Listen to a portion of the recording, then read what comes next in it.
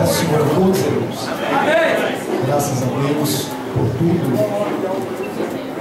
que nós temos recebido por intermédio da sua misericórdia e graça. Rica e excelente oportunidade de nós estarmos aqui. E sabemos que não é por méritos, mas é por pura graça e misericórdia que nós nos encontramos aqui esta noite. Eu quero, antes de fazer a leitura do texto tema, agradecer aos meus companheiros pastores, a mocidade e a liderança por essa oportunidade, sabendo-se que um congresso como esse voga-se trazer alguém de uma estima e de um nome muitas das vezes mais conhecido, mais ouvido aí fora na mídia. Mas eu louvo a Deus que vocês têm prezado pela humildade de deixar um simples servo ministrar a palavra de Deus num culto tão importante como esse. Eu quero agradecer a Deus por isso. Lamentações, capítulo 5. Glória a Deus. Eu quero compartilhar com os irmãos a partir do verso que é número 13 ao 21, que é o complemento do verso 21. Eu vou ler para ganharmos tempo, capítulo 5, versículos 13 a 21, que diz o seguinte: os jovens levaram a mó, os meninos tropeçaram debaixo das cargas de lenha, os anciãos já não se assentam na porta, os jovens já não cantam. Cessou o júbilo de nosso coração, converteu-se em lamentações a nossa dança, caiu a coroa da nossa cabeça. Ai de nós, porque pecamos. Por isso caiu doente o nosso coração, por isso se escureceram os nossos olhos. Pelo monte Sião que está assolado andam as raposas. Tu, Senhor, reinas eternamente. O teu trono subsiste de geração em geração. Por que te esquecerias de nós para sempre? Por que nos desampararias por tanto tempo? Converte-nos a ti, Senhor, e seremos convertidos. Renova os nossos dias como antes. Amém. Só até. Queridos e amados irmãos, dentro do que nós ouvimos na noite de ontem, uma pregação bastante plausível a respeito disso, eu não quero entrar pela conotação da homilética, hermenêutica, da teologia, mas eu quero pregar debaixo da inspiração e revelação do Divino Espírito Santo. Quando nós observamos esse texto sagrado e vemos aqui e ouvimos o profeta reconhecido como profeta chorão, profeta Jeremias, falando a respeito das dores da cidade de Sião, a cidade do Senhor, a cidade da promessa, a cidade eleita, a cidade separada, a cidade escolhida, a cidade apontada, a cidade querida, a cidade abraçada do grande Deus. Ele fala com um tom de tristeza, de lamúrio, porque ele estava vivenciando um momento de tragédia, de caos, aquilo que já era esperado no coração daqueles que ouviam a mensagem do profeta Jeremias. E quando nós observamos o tempo da história bíblica, nós iremos perceber que nesta época foram a época de 3 reis que se passaram por Judá, visto que o primeiro rei deste tempo presente descrito no capítulo de número 24, capítulos 37 a 39 do livro do profeta Jeremias, era o rei conhecido como rei Jeoaquim, e o seu sucessor foi o seu filho conhecido como Jeconias ou Conias, como ele é citado no capítulo 37 do livro do profeta Jeremias. A Bíblia então nos descreve que o rei Jeoaquim fora o rei do qual deixou que as coisas desta vida entrassem no seu coração, e ele então faz do braço da carne a sua força e da sua confiança às coisas desta vida. A Bíblia Sagrada nos descreve no capítulo 24 do livro do profeta Jeremias que a ira do Senhor então se acendeu contra o reinado de Jeoaquim. Deus então fica muito irado com o comportamento de toda a nação israelita, visto que não foi ninguém de fora que desconverteu os israelitas. Não, senhores, quem levou Israel à desconversão foram seus próprios líderes, que abraçaram mais o ganho, que abraçaram mais as finanças do que o amor pelas ovelhas. Eles então entraram por um caminho desastroso, por uma decadência sem precedentes, abraçando e elevando as coisas desta vida como se fossem mais importantes do que o próprio Deus de Israel. A Bíblia Sagrada então vai nos expressar que o Senhor levanta o profeta Jeremias em meio a esta situação tão desastrosa, e Jeremias então no capítulo de número 24, versículos de número 8, ele solta o primórdio da profecia com relação aos sentimentos de Deus concernentes aos israelitas. Deus havia por todo o tempo da história dado um estalar de dedos aos israelitas, e todas as vezes que eles caíam, Deus não arrancava logo, pastor, o seu cinto e batia nele. Não, Deus chamava como o pai chama os seus filhinhos e os aconselhava a respeito dos desastres que o seu pecado poderia lhes trazer.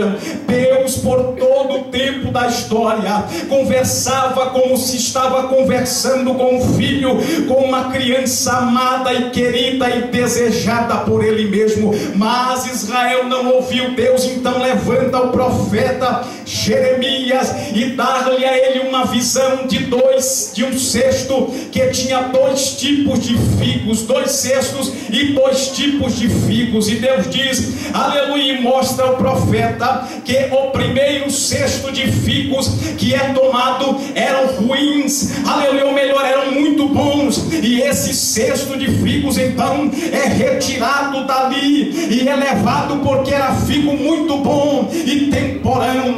Mas havia um segundo cesto, e ele descreve, aleluia, que a mim me veio a palavra do Senhor dizendo, assim diz o Senhor, o Deus de Israel, do modo porque vejo esses bons figos, assim favorecerei os exilados de Judá, que eu enviei desde o lugar para a terra dos caldeus. Porei eles favoravelmente os olhos e os farei voltar para esta terra. Edificá-los-ei e não os destruirei, plantá-los-ei e não os arrancarei, dar-lhe-eis coração para que me conheçam que eu sou o Senhor. Eles serão o meu povo e eu serei o seu Deus, porque se voltarão para mim de todo o seu coração. Como se rejeitam os figos ruins, que de ruins que são não podem comer, assim tratarei a Zedequias, rei de Judá, diz o Senhor, e a seus príncipes e ao restante de Jerusalém, tanto aos que ficaram nesta terra como aos que habitam na terra do Egito. Eu os farei objeto de espanto, calamidade para todos os reinos da terra, opróbrio e provérbio, escárnio e maldição em todos os lugares para onde os arrojei. enviarei contra eles a espada, a fome e a peste, até que se consumam de sobre a terra que lhes dei a eles e a seus pais. Deus estava falando que depois do rei de Joaquim e Jeconias haveria o reino de Zedequias, e Deus já estava prescrevendo na história de Israel que ele traria sobre a nação o seu juízo, e quando o juízo de Deus descesse sobre eles, Deus teria duas visões concernente aos israelitas. A primeira visão era do cesto de figos bons, e esses figos bons Deus utilizar-se-ia, aleluia, do cativeiro babilônico para guardar os frutos bons. É por isso que Jesus, quando fala com os seus discípulos no capítulo 15 do Evangelho de segundo escreveu João, ele disse que ele era a videira verdadeira e seu pai era o lavrador, e toda vara que está nele e dá fruto, ele limpa para que dê mais fruto. Mas toda vara que não dá fruto, ele corta e lança no fogo. Aleluia! Deus estava falando que ele iria utilizar-se do cativeiro babilônico para o livramento aos figos bons. É por isso, meus amados irmãos, que eu e você fomos trazidos, reunidos, assentados nesta assembleia esta noite. A trombeta soou, foi tocada a trombeta de que haveria um grande conclave com os jovens esta noite, e você foi trazido aqui porque o Eterno precisava dizer a você que esse exílio, que esse aperto, que essa aflição, que essa provação, que essa dor, que essa tristeza, que esse sofrimento todo faz parte do projeto de Deus para a tua vida. Deus está lhe dando livramento. Aleluia. Compreender, entender Deus é impossível, então o possível é acreditar e aceitar o agir de Deus. Quando nós observamos Deus falando a respeito disso, Deus então diz que os figos que são considerados ruins, tão ruins que não se dá para comer, ele disse que esses figos seriam esquecidos, deixados para trás, iriam ser, aleluia, abandonados por ele. A peste iria tomar conta deles, aleluia, iriam ser consumidos pela terra. Deus disse que a fome os abraçaria. Deus disse através do profeta Jeremias. Mas, queridos e amados irmãos, o coração desses homens eram corações tão tenebrosos, corações tão enfermados, corações tão doentes, que eles não conseguiam ouvir e assimilar aquilo que Deus estava falando. Sabe qual é o maior problema da nossa geração? Nós somos muito bons para aprendermos as coisas seculares, mas somos muito ruins para aprendermos as coisas espirituais. Aprendemos de tudo nessa vida, aprendemos da carpintaria, aprendemos da serralheria, aprendemos da arquitetura, aprendemos da advocacia, aprendemos do juizado, aprendemos da ciência, aprendemos da psicologia, da paracletologia, aprendemos de tudo que é logia desta vida, mas somos muito ruins para aprender a respeito, aleluia, das coisas de Deus. Deus quer de nós a coisa mais simples, Deus quer de nós a coisa mais possível. E o que é que Deus quer de nós, pastor? Ele quer a sua boa vontade, Ele quer a sua agradável vontade, e Ele quer a sua perfeita vontade manifestas em nós. E como é que eu faço para realizar isso? É só obedecer a Deus e tudo vai dar certo. É só obedecer ao Evangelho e tudo vai mudar. Somos muito bons para aprender as coisas da vida, mas somos muito ruins para aprendermos as coisas de Deus.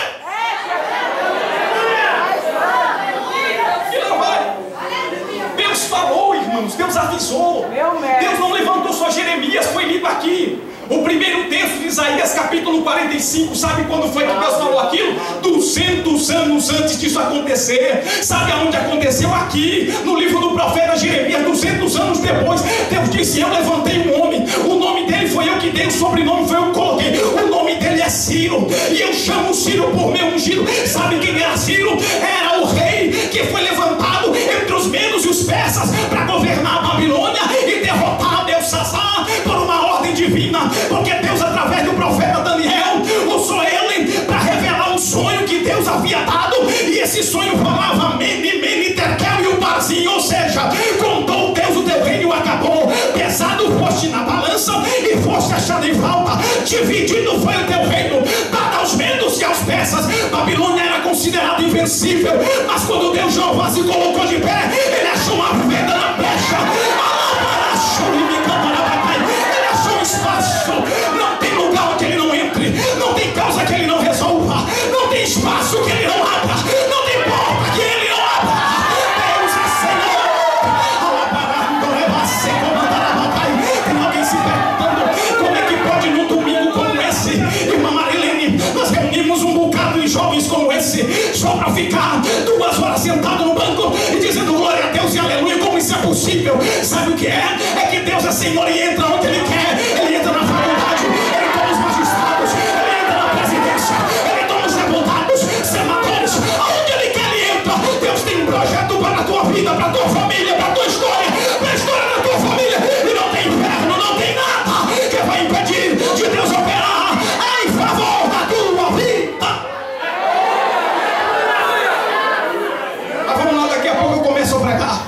A Bíblia Sagrada nos diz, irmãos, que o Deus eterno, o Todo-Poderoso, manifesta o seu poder, revela a tua glória, estende o seu domínio. Mas eles não entendem, eles não compreendem que Deus era o dominador, eles não compreendem que Deus era quem conduzia, quem governava, quem dominava a história. Eles não compreenderam isso. Eles pregavam para as nações, a vida deles era um exemplo para as nações. Quando se falava em Israel, logo se lembrava do Egito. Quando se falava de Israel, logo se lembrava de Jericó. Eles carregavam história que era tremenda nas costas, mas essa história não era carregada dentro do coração deles. Não, essa história era carregada na vestimenta, essa história era carregada em cima dos ombros, essa história era carregada em cima, aleluia, da mente, mas não era carregada no coração. Eles não sabiam quem era Deus, nunca tinham andado com Ele, nunca tinham vivido para Ele, nunca tinham tido um relacionamento para com Ele, nunca tinham sentido a paixão, aleluia, extraordinária pelo Senhor. Sabe o que é paixão, jovens? É aquele sentimento que vem antes do casamento, que você quer ver toda hora, ligar todo momento, você quer ficar ali analisando, vendo onde é que está indo. Você está no trabalho e está pensando o que ele está fazendo, ele está no trabalho e está pensando o que ela está fazendo agora. Será que ela está pensando em mim? Será que ele está pensando em mim? Quando você vai orar, a primeira pessoa que você lembra é ele, ela. Deus, guarda ele, guarda ela. Não deixa ninguém aparecer no caminho dele, não deixa ninguém aparecer no caminho dela, Senhor. Guarda ele para mim, guarda ela para mim. Isso é paixão. Isso aí morre depois do casamento, porque depois do casamento nasce o que nós chamamos de amor. O amor tudo suporta, o amor tudo supera, o amor não suspeita mal, o amor não se importa com a indecência. Aí nós conhecemos o que é amor, mas antes disso é paixão. E quando nós estamos apaixonados por Cristo, nós não queremos perder um culto. É o tempo onde nós começamos, é o início da nossa fé. Ah, que coisa gostosa. O pregador não pode falar aleluia, que eu já estou falando em língua estranha, aleluia. Não pode ninguém levantar a mão para o céu, que eu já estou sapateando no poder e na presença e na unção de Deus. Eu sinto Deus na respiração dos irmãos. Quando os irmãos, aleluia, vão respirar, olham para mim, eu já começo a chorar. Eu fico tão emotivo, porque eu estou apaixonado por Ele. Mas quando passa o período da paixão, começa o período do amor. É o período onde Cristo é formado dentro dos nossos corações. Então a prova começa a apertar, o negócio começa a aumentar. Aí você vai perdendo o primeiro amor, você já não tem mais força para orar, mas desejo para estar no culto, já não quer mais vir na escola dominical, já não aprende isso que é uma palavra de Deus. O que eu acho interessante é que as pessoas sobem no púlpito e dizem: eu amo tanto a palavra de Deus, a palavra de Deus é a coisa mais importante nessa vida, mas as escolas dominicais estão vazias, pastores. Mas como é que é esse amor? Eu não entendo que negócio é esse, porque o amor tudo suporta, irmão, o amor tudo suporta, mas não suporta não querem ouvir a palavra, não querem aprender a palavra de Deus, e acham que Deus está contente com isso. Deus se levantou, respirou, e quando Deus respirou, a Bíblia diz que na narina de Deus soprou o seu, aleluia, fogo abrasador. O problema da nação israelita, sabe qual era? E eu dou glória a Deus porque isso não acontece nos nossos dias. É que era uma nação emotiva. Sabe o que é isso, ser uma nação emotiva? É levada pelo momento. Vive o momento. Ah, o momento aqui é glorioso, então vamos glória. Ah, o momento aqui é carnal, então vamos carne. Ah, o momento ali é glorioso, então vamos glória de novo. Ah, mas o momento ali é carnal, vamos na carne. Aí ele não sabe para onde vai, não sabe de onde veio, não sabe qual é a sua essência. Porque a Bíblia diz que aquele que é nascido de Deus, ele não peca porque ele vem de Deus. Aleluia, a sua essência é Deus, a sua primazia é Deus. O seu cordão umbilical, ele não está ligado na mamãe, no papai, não. Ainda que o papai não tenha um cordão umbilical, não está ligado na família terrena, não. O seu cordão umbilical está ligado em Deus. Ele sabe que a sua nacionalidade não é brasileira, argentina, não é espanhola, não é italiana, não. Quando pergunta para ele qual é a tua nacionalidade, a minha nacionalidade é Sião. É as maçãs celestiais, sou de lá. Eu sou de lá. Aleluia. Sabe qual é o nosso problema? É que nós ainda não entendemos isso.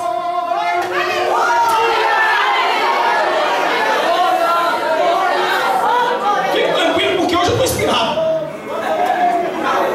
Nós não entendemos isso, irmãos. Peraí. Nós aceitamos a fé de um homem chamado Jesus Cristo, que viveu há mais de 2000 anos atrás, que falou a respeito de um reino que era seu reino, que não era um reino que era desse mundo, que era diferente de todos os reinos, que era superior a todos os reinos, e nós vivemos como se fosse do reino da terra. Como é que pode você assim? Vivemos como se fôssemos do reino da terra. Se vestimos como eles, andamos como eles, comemos como eles, nos portamos como eles, falamos até as coisas que eles falam. Porque nós somos aqui. Eu sou brasileiro, meu coração é verde e amarelo. O sangue de Jesus tem poder. Meu coração nunca foi verde e amarelo, meu coração é vermelho, porque ele impulsa o sangue. E esse sangue, eu acredito que é o sangue de Jesus Cristo, que vai vertido na cruz do Calvário, que entrou dentro de mim através do culto de Santa Ceia. Pastor, isso é radicalismo. Então você não sabe o que é radicalismo. Vamos sentar qualquer outro dia que eu falo sobre isso para você. Mas hoje não. Vamos falar sobre outra coisa. Vamos lá. A Bíblia nos diz que Deus vê tudo aquilo. Ezequiel diz: e eu olhei e eu vi os sacerdotes.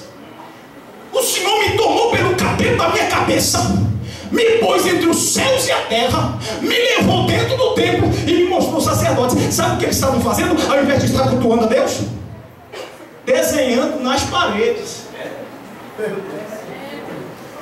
Não entendi, pastor. Estavam brincando dentro da casa de Deus, que pastoreio. Então vamos fazer o seguinte: essa ovelhinha aqui, eu disciplino, mas aqui não. Isso aqui não. Essa ovelhinha aqui eu chamo atenção, mas aquela aí não.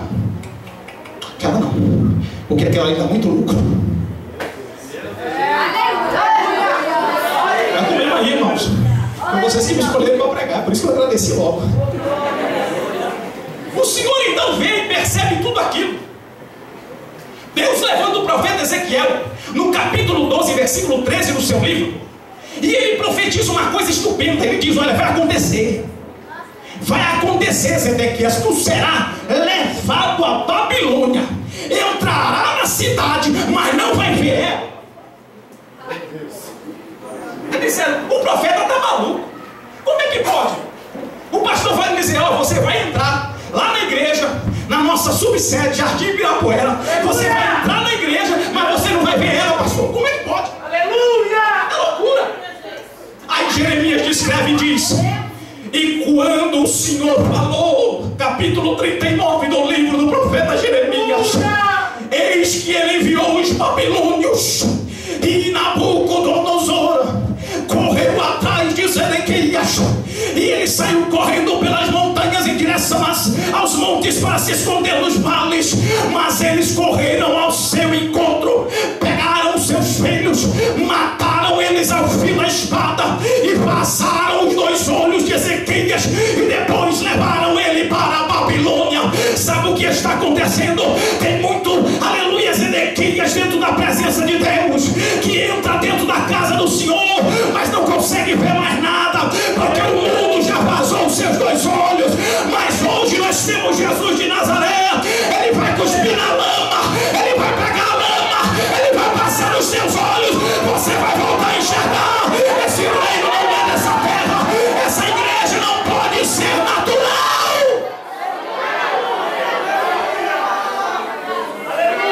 Irmãos, vamos entender isso. A igreja não pode ser natural. O dia em que a igreja se tornar natural, ela vai virar isso aqui, ó. Sem graça. Não cheira. não produz, não tem vida, é natural, artificial. Olha só, é artificial, é dessa terra, é desse mundo, não produz nada. O que é do céu produz semente. Isso aqui não produz aquela terra, foram os homens que construíram ela, foram os homens que fizeram, não produz nada. Você está entendendo, crente? Se você fosse dessa terra, você não produziria nada. É por isso que eu disse no começo aqui, nós não temos méritos de estarmos aqui. Nós só estamos aqui porque precisávamos de uma palavra. Ele enviou a palavra, a Bíblia é sagrada. Nós só estamos aqui porque precisávamos de um Espírito Santo. Ele enviou o Espírito Santo Consolador para nos ajudar a entender a palavra. Nós só estamos aqui porque precisávamos de um Cristo pendurado na cruz. Ele mesmo tomou a forma de homem, desceu, habitou entre nós, foi rejeitado pelos seus próprios irmãos, mas subiu a cruz do Calvário para dizer: lá no Jardim Ibirapuera, lá naquele domingo, vai haver uma mocidade glorificando o meu nome. Por isso eu vou subir a cruz, eu vou enfrentar o madeiro. Pode me cortar, pode ir, mas eu vou morrer por eles. Deus está acreditando em você, moço. Deus está acreditando em você, moço. Ou você se levanta ou sai fora, ou se levanta e entra no eixo, ou deixa. Quem quer entrar, porque Deus vai fazer uma limpeza. Eu já estou sentindo o sopro de Deus soprar aqui essa noite. Vai removendo, vai removendo, vai removendo, vai removendo. Joga pra fora que não presta, joga pra fora, começa a confessar o que está escondido. Confessa!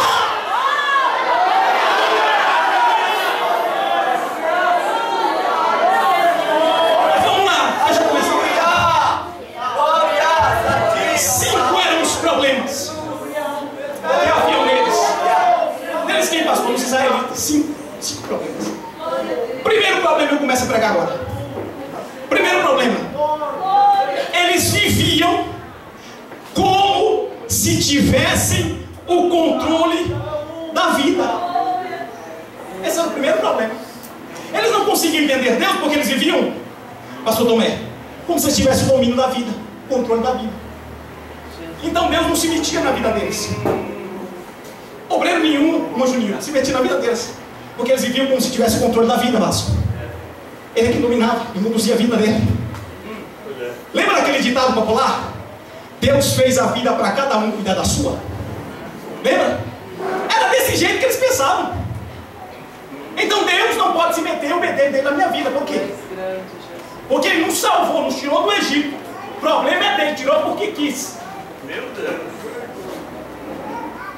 Eu nasci assim, vou morrer assim.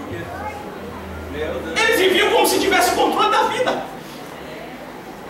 Só que Jesus disse, irmãos, que Ele é o comandante da nossa vida. Aleluia. Ele disse que tem um crivo para você seguir Ele. Sabe qual é? Qualquer que quiser seguir após mim, primeiro, negue-se a si mesmo.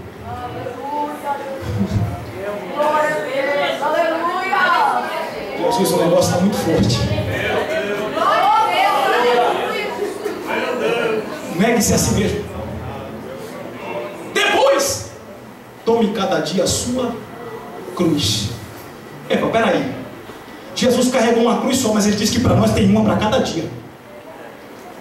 É por isso que tem dias que são piores do que os outros. Tem um dia que você diz: eu não aguento, mas vai. Tem dia que você senta e diz: eu não vou, eu não consigo mais, é hora de parar. Tem dia que você deita, vira para a parede e diz: Deus, o que está acontecendo comigo, com a minha vida?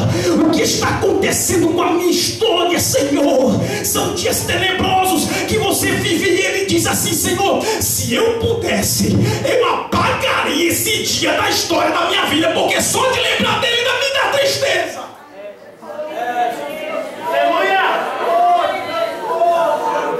Talvez você veio aqui hoje vivendo esse dia, um dia tenebroso de tristeza e de angústia, um dia de infertilidade, onde nada que você planta dá frutos. Você não consegue agregar amigos, porque todo amigo que você acha que é amigo lhe trai.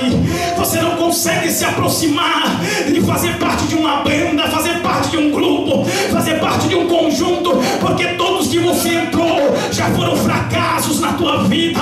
Mas hoje o Espírito do Senhor te trouxe aqui para lhe dizer uma coisa: ainda há esperança para a árvore que se for cortada, mas que for deixada na terra a sua raiz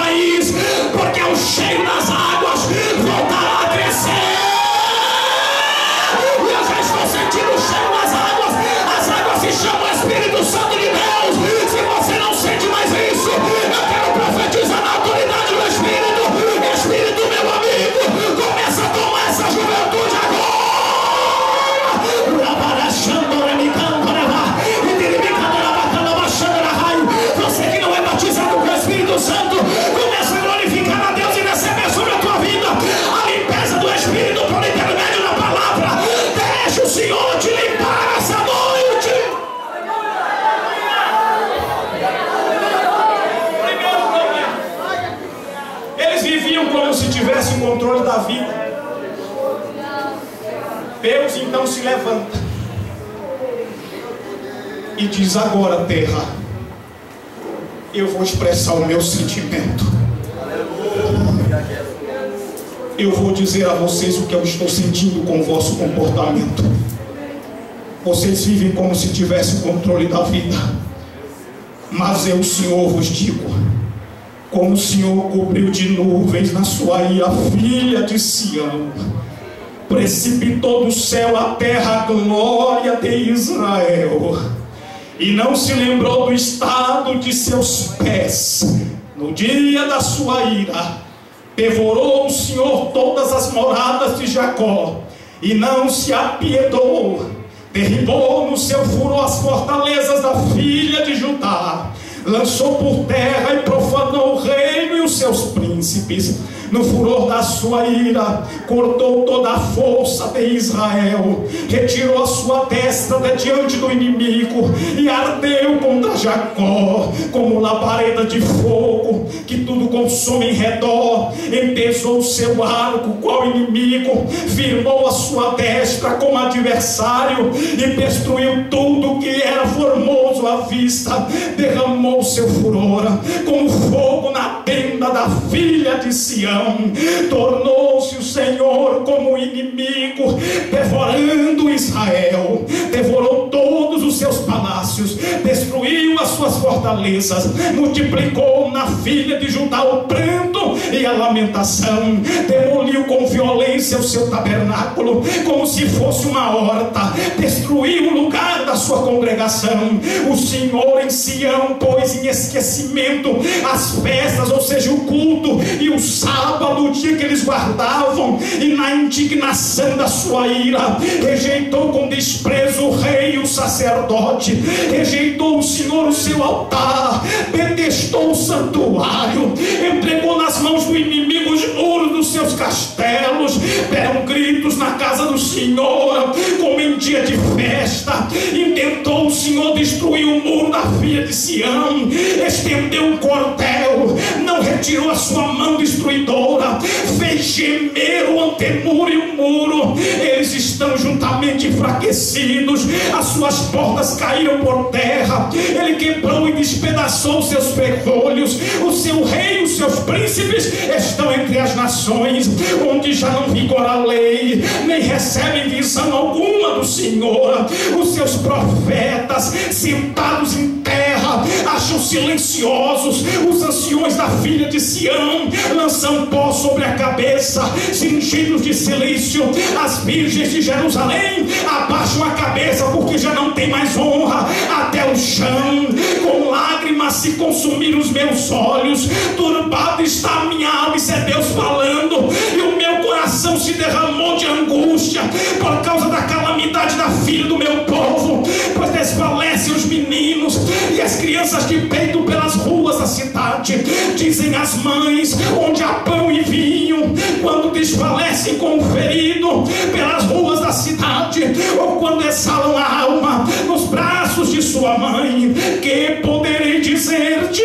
A quem te compararei, ó filha de Jerusalém? A quem te assemelharei para te consolar a ti, ó virgem filha de Sião? Porque grande como o mar é a tua calamidade, quem te acudirá? Jeremias estava vivenciando isto. Jeremias viu Sião cair, Jeremias viu a cidade do Deus Todo-Poderoso em destroço. Jeremias então grita para essa geração e diz: nós não podemos fazer nada. Eles não ouviram a mensagem de Deus, eles não assimilaram o que Deus estava falando. Mas vocês, ó gerações futuras, não deixem a coroa cair da vossa cabeça, não deixem o Senhor arrancar de vós a vossa alegria, não deixem os vossos corações se tornarem enfermos. Ó Senhor, converte-nos a ti, Senhor, e seremos convertidos. Renova os nossos dias como dantes, renova os nossos dias como dantes, renova os nossos dias como dantes. Clame ao Senhor essa noite, diga a Ele: Senhor, renova os nossos dias, renova os nossos dias. Outro dia eu prego. De pé, por favor.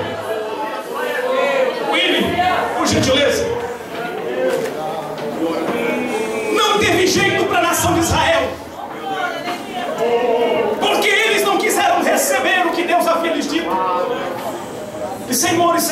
senhoritas, moços, eu quero lhes trazer a alusão de que Deus deixou uma Bíblia todinha com referência aos nossos dias. E a primeira que eu quero vos citar é Apocalipse, que fala a partir do seu capítulo de número 5 em diante, capítulo 4 em diante, a respeito da ira do grande Deus que se derramará sobre esta terra. Eu queria falar ao menos das 7 taças que serão lançadas sobre esta terra, que são a taça da ira do grande Deus, mas não dá tempo. Mas eu quero falar só sobre a sexta. E derramou-se a sexta taça sobre os homens, e a sua dor era tão grande que eles mordiam a sua língua de dor. O céu foi no sol aquecido 7 vezes, o seu calor, de forma que a órbita dos olhos dos homens secavam, e a sua língua apodrecia dentro das suas bocas. Deus há de derramar a sua ira sobre esta terra. E dentro da igreja ele vai recolher 2 cestos.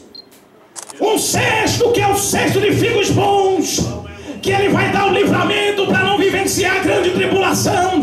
Mas o outro cesto é o cesto de figos ruins, que são tão podres que não se dá para comer.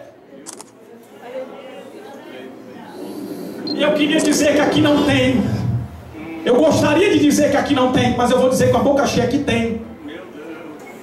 E Deus está lhe dando a oportunidade hoje.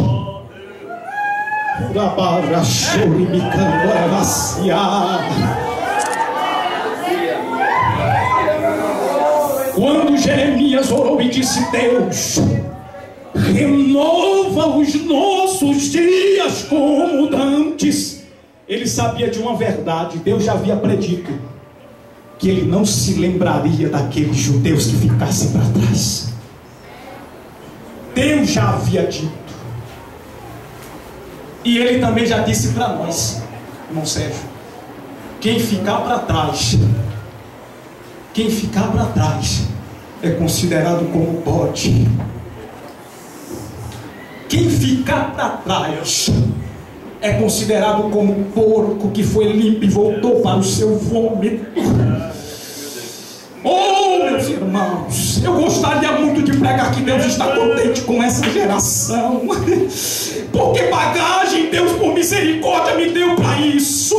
Mas eu estou pregando que há uma indignação em Deus, e Deus gostaria essa noite de que você se lançasse aos pés dele com obediência, para ele arrancar esse opróbrio que está sobre o seu povo, e você entrasse na igreja sem esse peso tão grande que tem na tua costa, meu irmão. Eu não sei se você sente isso, mas eu sinto. Às vezes a gente vem na igreja e a gente olha e ouve alguém subir no púlpito e diz: irmãos, eu sinto um peso sobre as minhas costas. Eu fico me dizendo: Deus, para onde nós estamos indo? Quem nós estamos servindo? Porque o teu filho está pesado desse jeito, imagina o incrédulo. Como nós pesados desse jeito poderemos tirar alguém que está lá na lama, irmãos? Não tem condições. Ou nós saímos da lama ou continuamos lá. O Senhor nos disse que Ele nos tirou de um charco horrível de lodo, firmou os meus pés sobre uma rocha.